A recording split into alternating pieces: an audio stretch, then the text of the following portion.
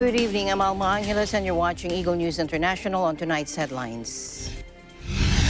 Satellite images show a vast military column amassing just north of the Ukrainian capital Kyiv, where residents are braced for a Russian assault. Ukrainian President Volodymyr Zelensky says that Russian shelling on his country's second most populated city is a war crime. And deadly floods swept Australia's east coast, stranding people on bridges and rooftops and forcing tens of thousands to flee their homes.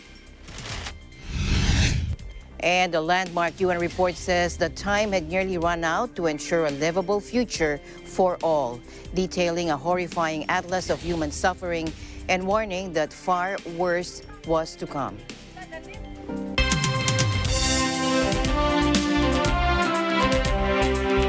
First in our news, satellite images show a vast military column amassing just north of the Ukrainian capital Kyiv, where residents are braced for a Russian assault.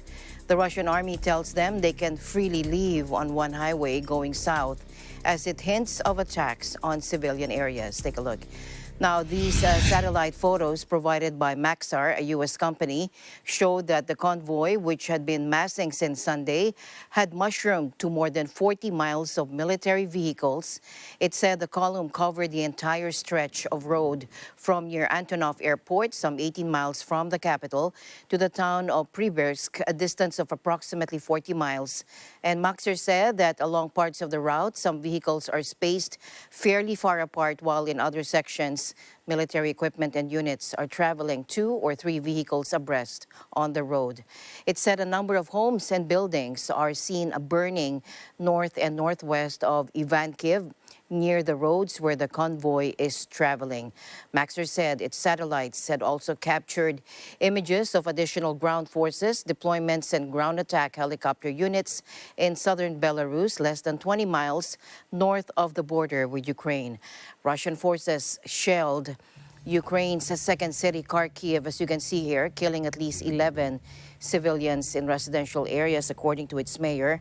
An AFP journalist in the city saw a destroyed school, burned out Russian armored vehicles, and corpses of Russian soldiers after earlier fighting. Explosions were also reported in and around Brovary, a city on the outskirts of the capital. In Kyiv, many were preparing for a fresh assault with makeshift barricades dotting the streets. More than 350 civilians, including 14 children, have been killed since the invasion last Thursday, according to Ukraine, while more than 500,000 people have fled the country. Meanwhile, Ukrainian President Volodymyr Zelensky called for a global ban on Russian planes and ships entering the world's airports and seaports in a bid to stem Moscow's assault. Take a look. Такій державі треба закрити вхід до усіх портів, каналів, аеропортів світу.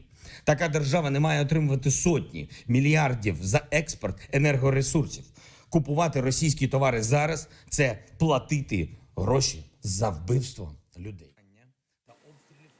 Now, Zelensky also accused Russia of bombarding and firing on Ukrainian territory Monday to put pressure on Kyiv during talks aimed at a ceasefire. As for its pressure campaign against Ukraine's leaders, don't waste your time, according to Zelensky in a video message. Shortly before Monday's talks broke up, agreeing merely to hold a second round of negotiations soon, Russian leader Vladimir Putin laid out his prerequisites for ending the war in a phone call with French President Emmanuel Macron. President Putin said a settlement is only possible if Russia's legitimate security interests are unconditionally taken into account, including the recognition of Russian sovereignty over Crimea, the demilitarization and denazification of the Ukrainian state, and ensuring its neutral status, according to the Kremlin. But instead, Western nations have moved to increasingly isolate Russia, responding with an intensifying diplomatic, economic, cultural, and sporting backlash. The weekend featured a momentous series of announcements from Europe, with Germany unveiling a historic change to its defense policies. The EU also said it would buy and supply arms to Ukraine, the first such move in its history. Meanwhile, Moscow came under fire on Monday at the UN General Assembly and the International Criminal Court, which opened a war crimes investigation. Russia also faced urgent calls at an extraordinary UN General Assembly debate to end its unprovoked and unjustified assault. Take a look. The fighting in Ukraine must stop. It's raging across the country from air, land, and sea. It must stop now. Russian missile and air bombardments have been pounding Ukrainian cities day and night. This escalating violence, which is resulting in civilian deaths, including children, is totally unacceptable. Enough is enough. As we speak, there are 520,000 refugees from Ukraine in neighboring countries. This figure has been rising exponentially, hour after hour, literally, since Thursday. I have worked in refugee crisis for almost 40 years, and I have rarely seen such an incredibly fast rising exodus of people. The largest, surely, within Europe since the Balkan Wars. The acute issues are only remain in those towns where the Ukrainian authorities issued a criminal and responsible order to distribute arms to anyone who wants it, including criminals, the criminals who were let out of prisons for that specific purpose. And this resulted in mass instances of robberies and killings and looting. We also note that there is many instances where later on the victims of the looters and gangsters are shamelessly presented as having perished at the hands of the so-called Russian infiltrators. Once again, that the special military operation conducted by the Russian armed forces does not have the goal of occupying Ukraine or harming the local population. Demilitarizing the country, which is crammed with NATO weaponry, is aimed at protecting the long-suffering people in Donbass and Ukraine. And we're constantly being told the opposite, referring to some kind of credible reports. Despite the fact that currently in the information area there is a huge number of fakes, the kinds of fakes that people are trying to place on us, the blame for what is being done by Ukraine itself. And this tide of dirty lies replicated in Western mass media, unfortunately, very unfortunately, have become a dangerous mark of our times. Today, at this meeting of Security Council, once again we heard about the bombings of residential areas, hospitals, schools, and kindergartens. It is reliably known that the Ukrainian radicals are placing their attack weaponry in residential areas, which is a direct violation of international humanitarian law. In the morning, I told the General Assembly about the shellings of the residential city of Kharkiv by Russian Grads, killing and wounding dozens of innocent civilians. Now, the residents of Kyiv, the home of 3 million innocent people, and its suburbs are sitting within Russian crosshairs right now. According to Ukrainian Health Minister Viktor Lyashko, as of today, over 352 people, including 16 children, were killed, and about 2,040 people, including 45 children, wounded.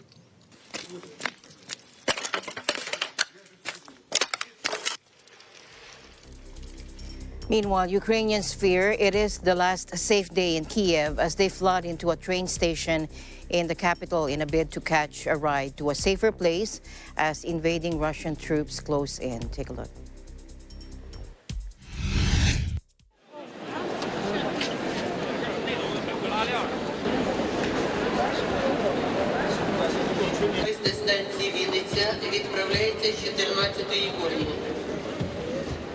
We think that it's the last safe day in Kyiv. Not sure, but it's in my sensation. And we prefer to keep our children and to move them into safe place. More safe place than Kyiv. We bring our cat, we bring our children, and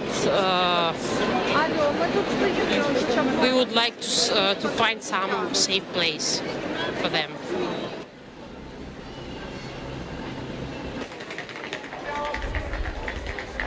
we are living today because we are very scared to be killed by Russian soldiers.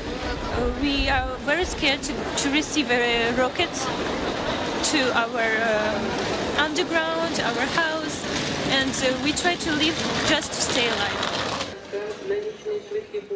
We left our grandfather, our grandmother, and our flat with every stuff that we had. We just have a little bag and our dog.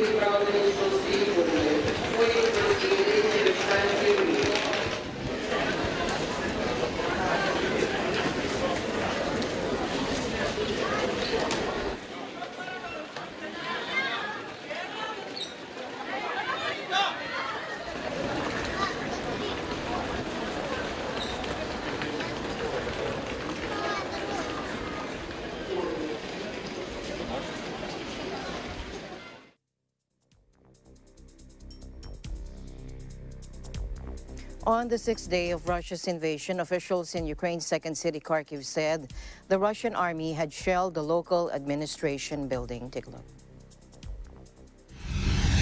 Putin has shattered peace in Europe. Allies condemn the unjustified and brutal invasion of Ukraine. The Russian assault is totally unacceptable, and it is enabled by Belarus. So that was Jens Stoltenberg, NATO spokesperson, NATO Secretary General. Meanwhile, an AFP reporter said they saw the windows of the building were blown out and there was rubble all around it. Local authorities in Mariupol on the Azov Sea also said their city was without power after bombing. In Kherson, meanwhile, on the Black Sea, Russian army checkpoints were reported at city entry points. This mask has finally dropped. Russia is actively shelling city centers, directing missiles and shells directly at residential areas and government buildings, according to an advisor to Ukrainian President Volodymyr Zelensky on Twitter.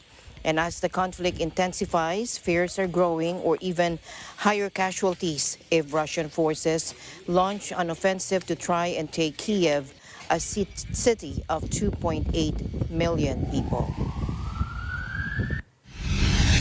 And take a look at these images. Russian shelling on Ukraine's second largest city, Kharkiv, that killed at least 10 people, left many more injured.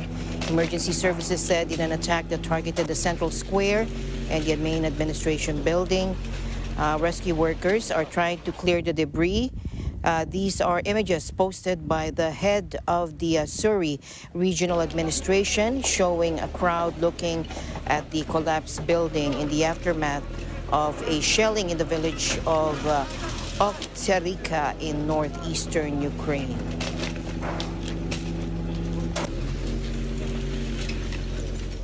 Meanwhile, NATO Chief Jens Stoltenberg also said the alliance is not going to be part of the conflict, and they will not send soldiers, but assured that NATO will protect and defend every inch of NATO territory. This was during a press conference in Poland. Let's listen in. NATO is a defensive alliance. We do not seek conflict with Russia. Russia must immediately stop the war, pull out all its forces from Ukraine, and engage in good faith in diplomatic efforts. The world stands with Ukraine in calling for peace. Our commitment to Article 5, our collective defense clause, is ironclad. We will protect and defend every inch of NATO territory. But NATO is not going to be part of the conflict. So NATO is not going to send troops into Ukraine or move planes into Ukrainian airspace.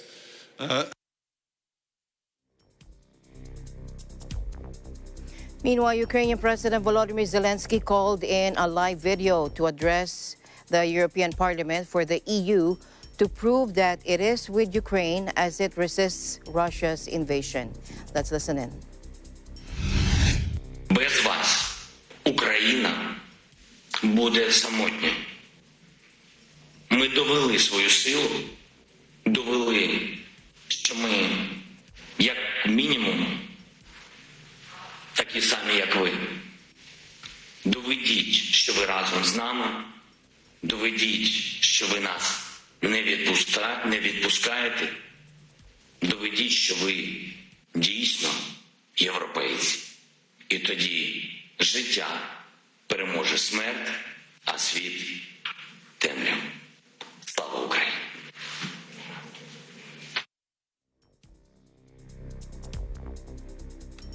Meanwhile, Ukrainian President Volodymyr Zelensky also said that Russian shelling on his country's second most populated city is a war crime. Again, let's listen in. Ракета у центральну площу – це відвертий, нічим не прикритий терор. Ніхто не пробачить, ніхто не забуде. Цей удар по Харкову є воєнним злочином. Це є державним тероризмом Російської Федерації. Після такого Росія – це держава-терорист. Очевидно, і має бути офіційно. Russian forces have struck cities in eastern Ukraine and amassed armored vehicles and artillery near the capital, Kyiv. Western forces promised further sanctions to bring down Russia's economy. On the sixth day of Russia's invasion, officials in Ukraine's second city, Kharkiv, also said the Russian army had shelled the local administration building. Back to the UN, numerous diplomats led by the permanent representative of Ukraine to the United Nations office in Geneva, Yevgenia Filipenko, walked out of the room as Russia's Foreign Minister Sergei Lavrov addressed the UN Human Rights Council. Take a look. But they cannot attack our freedom. We will fight until the end, and we will win. We feel your support. We greatly appreciate all your support.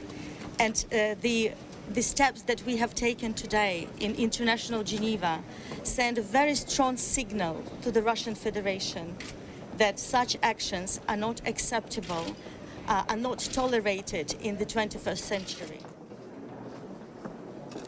And as you can see here, diplomats walking out of the UN Rights Council. The Ukrainian envoy said that this action sends a very strong signal to the Russian Federation that such actions are not acceptable. And outside that chamber, diplomats also gathered in front of a Ukrainian flag and applauded loudly later. The applause could be heard in the chamber where Lavrov's speech continued, with only a handful of ambassadors from countries including Yemen, Syria, Venezuela, and Tunisia there to hear it. But they cannot attack. Now, Russia's top diplomat had been scheduled to come to Geneva to address both the UN-linked disarmament body and the UN Human Rights Council in person on Tuesday. But he canceled at the last minute, with Moscow blaming anti-Russian sanctions imposed by EU countries. Russia has become an international pariah since it launched a full-scale invasion 6 days ago, with its forces killing dozens on the streets of Ukraine's cities and forcing hundreds of thousands to flee. Russian President Vladimir Putin had his honorary black belt in Taekwondo revoked by the sports international governing body today over his country's invasion of Ukraine. World Taekwondo, which governs international federations for the sport, was the latest to condemn Putin, saying that Moscow's actions went against the sport's vision. Peace is more precious than triumph. It added that official Taekwondo events would not be organized in Russia or Belarus. In line with the IOC's urging, the flags and anthems of both countries will also not be displayed or played at Taekwondo events around the world. President Putin doesn't actually do Taekwondo, but is instead accomplished in Judo, another martial art, and has long served as an honorary president to the International Judo Federation. On Sunday, the IJF suspended his status as honorary president and ambassador to the sport. Danish shipping giant Maersk said that it would stop taking new non-essential orders to and from Russia due to sanctions imposed over Moscow's invasion of Ukraine. Citing the impact of sanctions, bookings to and from Russia will be temporarily suspended, with exception of foodstuffs, medical, and humanitarian supplies, according to Maersk in a statement. The Danish company, one of the world's leading container haulers, added it would attempt to honor bookings placed prior to the sanctions. Maersk said the suspension would cover all Russian gateway ports until further notice. Meanwhile, here in the country, the Department of Foreign Affairs has confirmed that 13 Filipinos from Ukraine have departed Warsaw Shopping Airport and will arrive in Manila tonight. Take a look. 13 po sila. Ito yung pangalawang batch namin. At ngayon, masayang-masaya sila. They're really looking forward to going home and to being reunited with their families.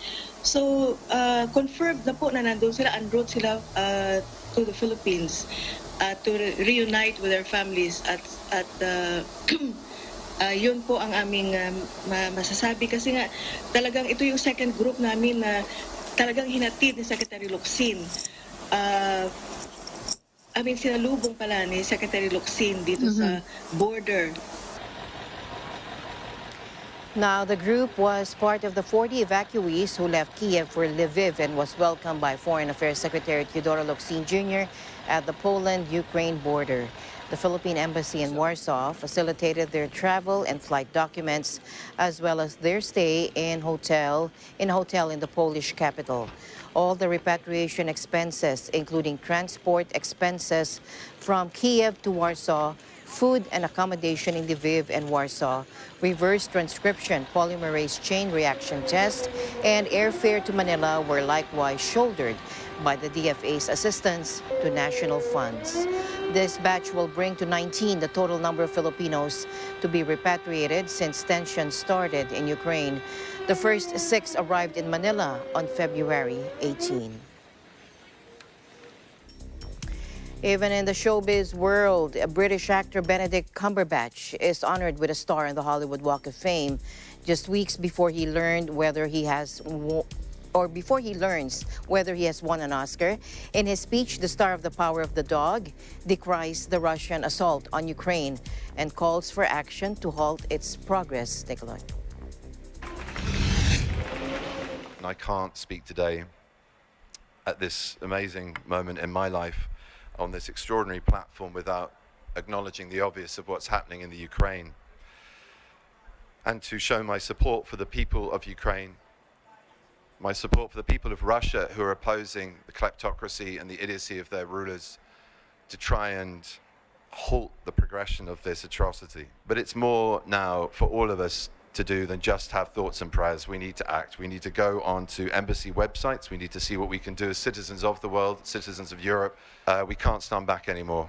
This is no longer a time for avarice or sloth or inactiveness or ineptitude. We need to act, and there are things you can do. You can support organizations. You can support those who help refugees on the ground. You can support human rights organizations. You can pressure your politicians, your bank, your industries to recognize anything that you can do to help. I'm British, so part of me is finding this incredibly painful. The other part of me is quite enjoying this massive ego stroke. It's Now, the star of The Power of the Dog was hailed by Marvel Studios chief Kevin Feige and Star Wars and Star Trek director J.J. Abrams. At the ceremony in the heart of Tinseltown, Cumberbatch, who plays the title role in Marvel's forthcoming Doctor Strange in the Multiverse of Madness, described the star as an extraordinary honor. Cumberbatch, who rose to worldwide fame in the BBC series Sherlock, has been nominated for Best Actor for his portrayal of Phil Burbank in Jane Campion's Gothic Western, The Power of the Dog. His nomination is one of 12 nods for the psychological drama about a repressed cattle rancher in 1920s Montana. He competes in the category against Javier Bardem, Andrew Garfield, Will Smith, and Denzel Washington. The 94th Academy Awards Gala is scheduled for March 27. And the news continues here on Eagle News. We'll be right back.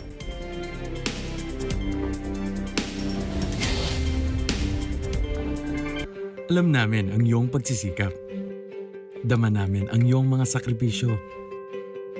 Kita namin ang pagharap mo sa bawat pagsubok. Kaya sa kabila ng mga hamon ng buhay, nandito kami para umalalay.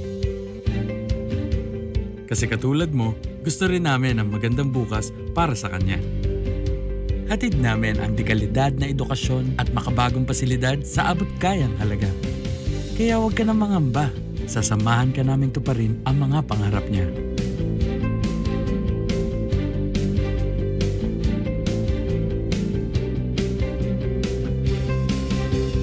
Maaasahan mong sulit dito ang mga pinagsikapan mo.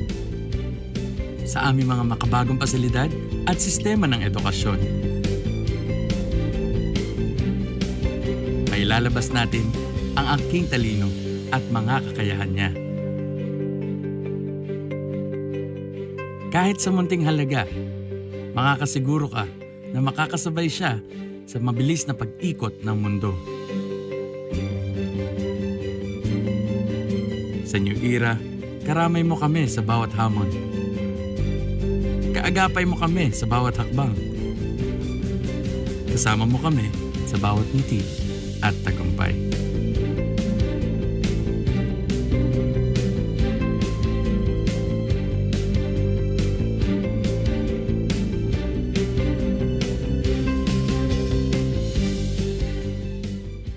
Mula noon hanggang ngayon, gabay natin ang MTRCB ratings sa matalino at responsableng panonood.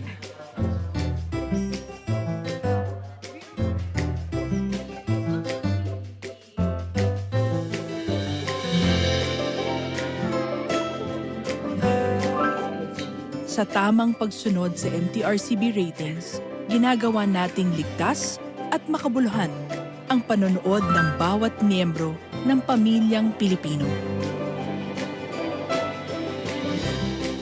Lumipas man ang panahon, hanggang may pamilyang Pilipino, andyan ang MTRCB. Bida sa pelikula, sa commercials, sa game shows, sa puso mo. Pero ngayon, kayo naman ang bibida dito. Soon on Net25.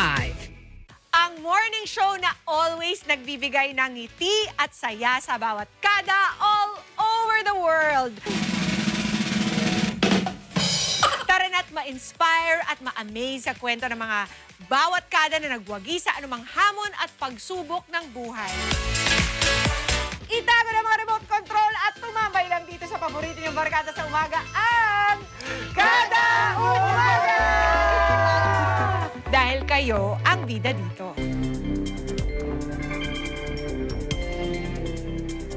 Welcome back. A group of 11 countries condemned the Democratic People's Republic of Korea's unlawful and destabilizing actions in the strongest terms after its ballistic missile launch on Sunday. Take a look. Great. Good afternoon. Thank you for being here today. The following is a joint statement on behalf of Albania, Australia, Brazil, France, Ireland, Japan, New Zealand, Norway, the Republic of Korea, the United Kingdom, and the United States. The DPRK's February 27 local time launch of a ballistic missile is yet another example of the DPRK's recent pattern of destabilizing behavior. This is the 10th ballistic missile launch so far this year, each one a violation of multiple Security Council resolutions.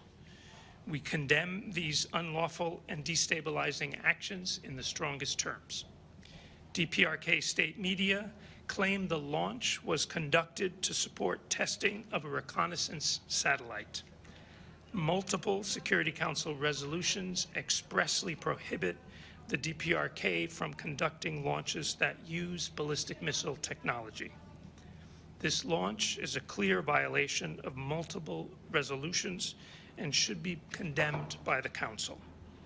We call on all Council members to speak with one voice in condemning these dangerous and all unlawful acts. Albania, Brazil, France, Ireland, Japan, Norway, the United Kingdom, and the United States have previously expressed our concerns clearly and unequivocally. The chorus of voices condemning the DPRK's action grows, as today we are joined by Australia, New Zealand, and the Republic of Korea. We urge all member states to fully implement all Security Council resolutions related to the DPRK. These Security Council resolutions also obligate the DPRK to abandon its weapons of mass destruction and ballistic missile programs in a complete, verifiable, and irreversible manner. The international sanctions regime is an important tool for addressing this threat to international peace and security. North Korea earlier said it had carried out a test of, quote, great significance for developing a reconnaissance satellite, according to state media, a day after Seoul said it had detected a ballistic missile launch. Now, despite sweeping international sanctions, Pyongyang carried out a record-breaking blitz of weapons tests in January before pausing launches during the Beijing Winter Olympics.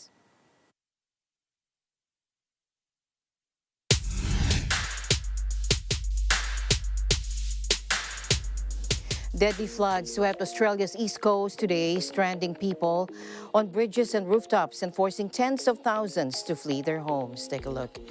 Dozens of emergency warnings are in effect across the states of Queensland and New South Wales, where a week-long rain bomb has dumped 3.2 feet of water in some areas. Several waterways have burst their banks or broken through levees, inundating towns and forcing residents to evacuate or seek safety on higher ground. 9 people have died and more than 1,000 people have been rescued. Authorities have warned that more fatalities are likely. The latest victim was a woman in her 80s whose body was found by police inside a home in the country town of Lismore. Australia's military has deployed 2 MRH-90 Taipan helicopters to aid the rescue effort. Further south in Sydney, residents endured another day of torrential downpours and were warned to brace for more major flooding. Australia has been on the sharp end of climate change, with droughts, deadly bushfires, bleaching events on the Great Barrier Reef, and floods becoming more common and intense as global climate patterns change. Meanwhile, a helicopter rescue crew airlifted a man trapped by floodwaters from the corrugated metal roof of his home in New South Wales, Australia. Let's take a look. 3.3 and 3.6 billion people globally are vulnerable to climate change, warns Deborah Roberts, co-chair of the IPCC, or Intergovernmental Panel on Climate Change, Working Group 2, as a new IPCC report which insists on the need for adaptation as climate change impacts are already grave, wide-ranging, and in some cases, irreversible. Let's take a look. The number quoted in our report is between 3.3 and 3.6 billion people globally who are vulnerable to climate change. And the report clearly indicates that those who are vulnerable for a number of reasons, either because of their geographical location, for example, on small island developing states challenged by sea level rise, or those for whom the basic needs have not yet been met through the provision of basic services and because of abject poverty. Coastal cities are really highlighted in our report as a place where immediate action needs to happen. And while national leaders might not take notice, certainly local leaders will. It certainly points to the ecosystems too that need to be restored and protected. So it provides a clearer roadmap for action.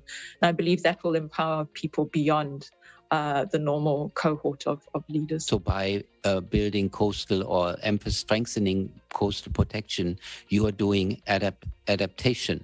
And you have choices. You can either build a seawall or you can use the marine ecosystems, the mangroves, and that are there to protect your coastline and the salt marshes.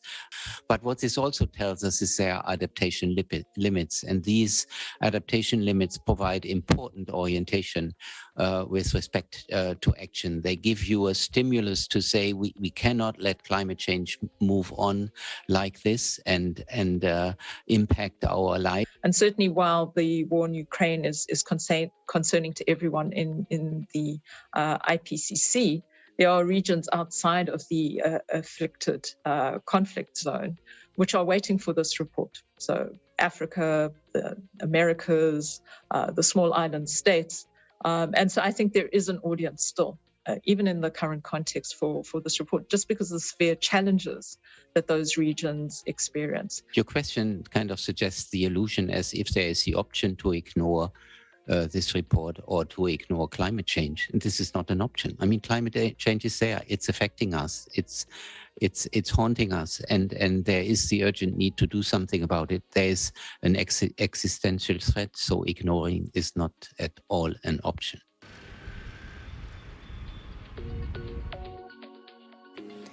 Meanwhile, a landmark UN report said the time had nearly run out to ensure a livable future for all, detailing a horrifying atlas of human suffering and warning that far worse was to come. Take a look.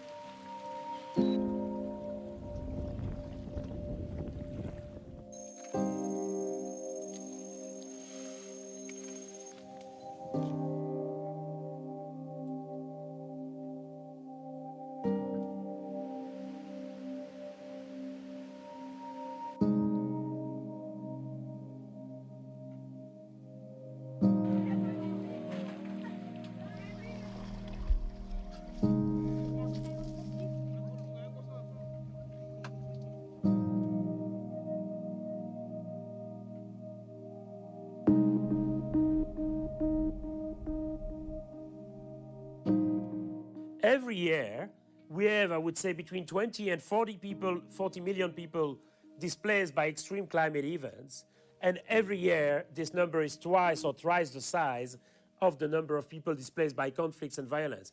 So there is a real pressing need to develop policy responses to protect the rights of those people.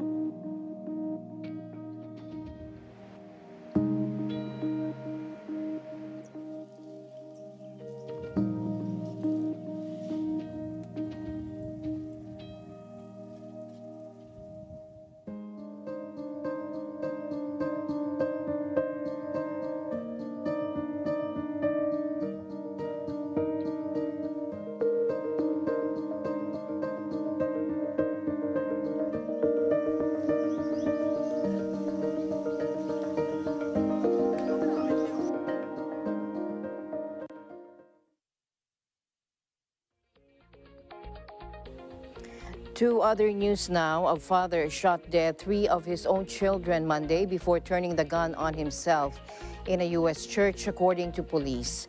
A 5th person also died in the shooting in Sacramento, California, though it was not clear if that person was related to what police said was a domestic incident. The suspect in this case, who ended up killing himself, had a restraining order out against him by his estranged wife, the mother of the 3 children victims, according to Sacramento County Sheriff Scott Jones, telling NBC Bay Area. All 3 children who died were under the age of 15, according to police. Local reports said they were 3 girls aged 9, 10, and 13. Jones said the children had gone to the Church of Sacramento in the Ardern Arcade area of the city for a supervised visit with their father. Local media reported that authorities thought the 5th victim, whose identity was still unknown, was the person overseeing the visit. Sergeant Rod Grassman of Sacramento County Sheriff's Office told reporters that, quote, "This is, as far as he can see at this point, a domestic violence-related sort of incident." Police said they were not looking for anyone else involved in the shooting. California Governor Gavin Newsom called the murders senseless in a Twitter posting. Mass killings involving firearms are a distressingly common occurrence in the United States. lax gun laws, and an insistence on the right to bear arms have repeatedly stymied attempts to clamp down on the number of weapons in circulation, despite greater controls being favored by the majority of Americans.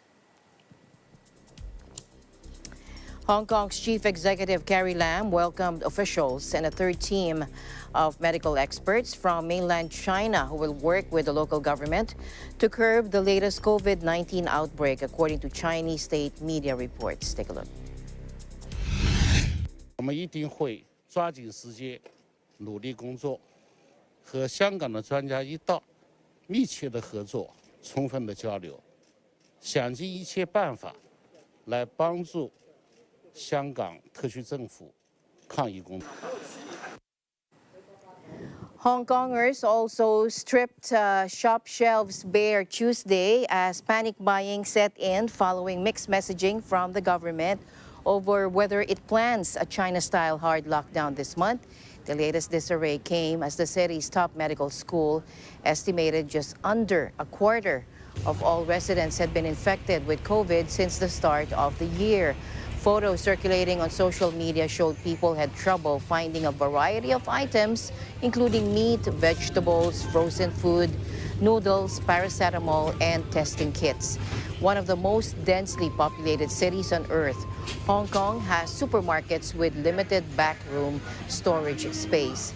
Hong Kong reported a new record of 34,466 daily cases of COVID cases on Monday. More than 190,000 infections have been recorded in the last 2 months, compared to just 12,000 for the rest of the pandemic.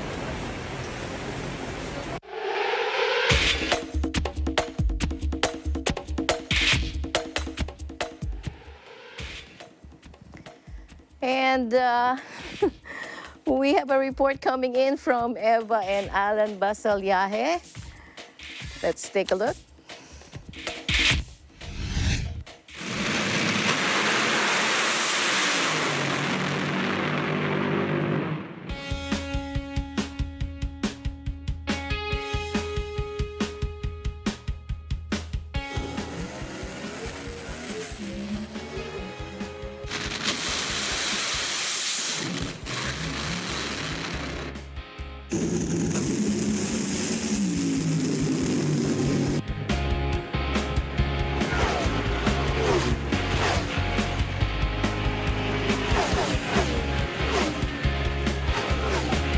Drag racing is back. We're talking nitrous guzzling, bone jarring action returning to thrill NHRA fans. Familiar drivers and crews report to the Auto Club Raceway at Pomona, with a few of them rolling out changes for the new season. One such team to do this comes from Toyota Racing. This is our debut race with it here in Pomona. We did some preseason testing with it earlier the beginning of the year in Florida. Then we ran last week in Phoenix with it, and ran some really good numbers in preseason testing. One of my best runs at 3.86 seconds at over 334 miles an hour. For those that aren't familiar with a nitro funny car, they produce upwards of 11,000 to 12,000 horsepower, go 0 to 330 plus miles an hour in 3.8 seconds. So I like to think that we now have the world's quickest and fastest Toyota GR Super. As a kid, I always drove dragsters all the way up until, my late 30s, basically. So all those characteristics you learn, and then you hop into a funny car, which is shorter wheelbase, heavier. The engine's in front of you. They don't have as much downforce as a dragster. It takes a whole new driving style that I basically had to kind of relearn how to drive again. You've got to be more aggressive with the steering wheel at times compared to the dragster because they're so much longer.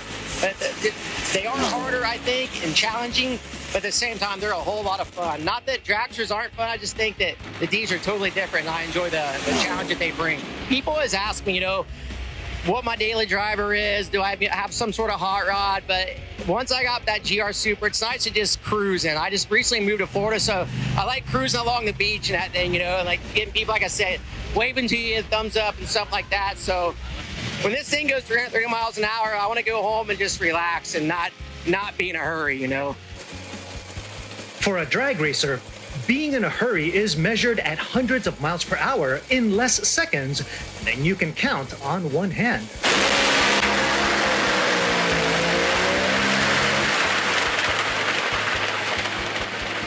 Sometimes you get in the car and you're just really calm, cool, collected, and sometimes you get in the car and you just have adrenaline running through you.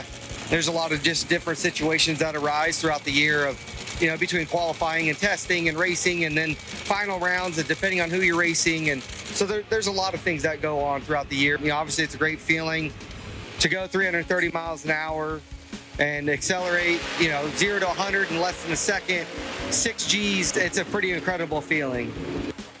A lot of races separated by thousandths of a second. So in our sport, there's no do-overs. Everything matters from the time you hit the gas to the time you shut the car off. Every turn of the wheel is just ways to slow yourself down. So you really try to be as smooth as possible and as quick as possible. And when you're separated by thousandths of a second, one false move or one bad move or one mechanical error will cost you the race. This team's a great team. You know, the DHL crew has been together for a couple years. We've had a couple little changes in the off season, brought in a couple people that we feel can really help the organization. And then obviously with Toyota Gazoo Racing, we have a lot of support from them. We have crew chiefs on between the DHL Funny Car, DHL Dragster, and the Mac Tools Dragster.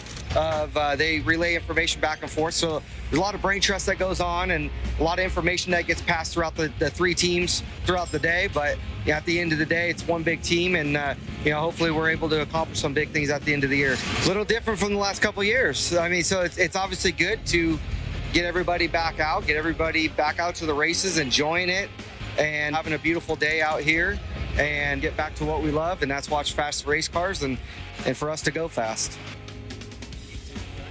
Going fast is the name of the game for both seasoned pros and junior drag racers looking to be the future of the NHRA.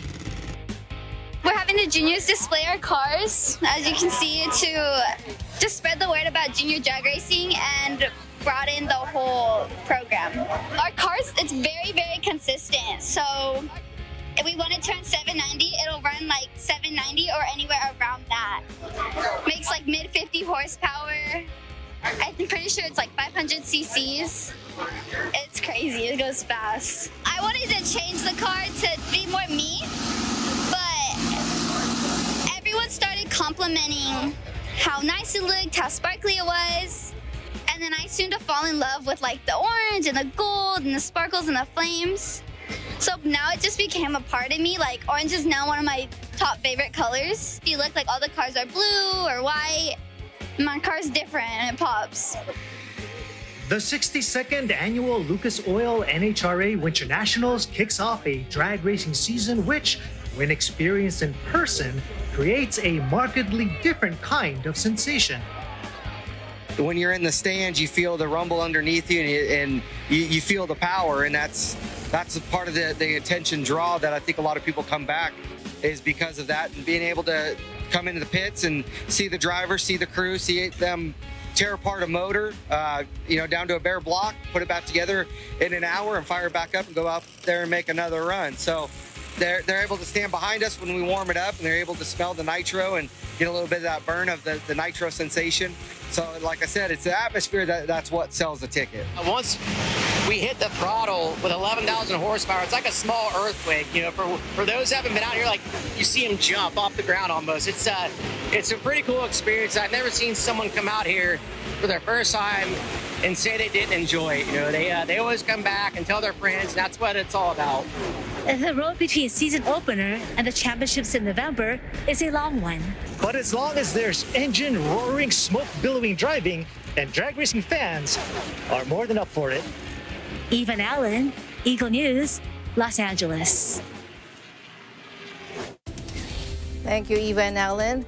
As always, I'll end the day on a thoughtful note. Our ability to look back and smile at our past is proof that God's plan is to keep us moving forward. This has been Eagle News International. I'm Alma Angeles. Stay alert and stay informed because we live in interesting times. Good night.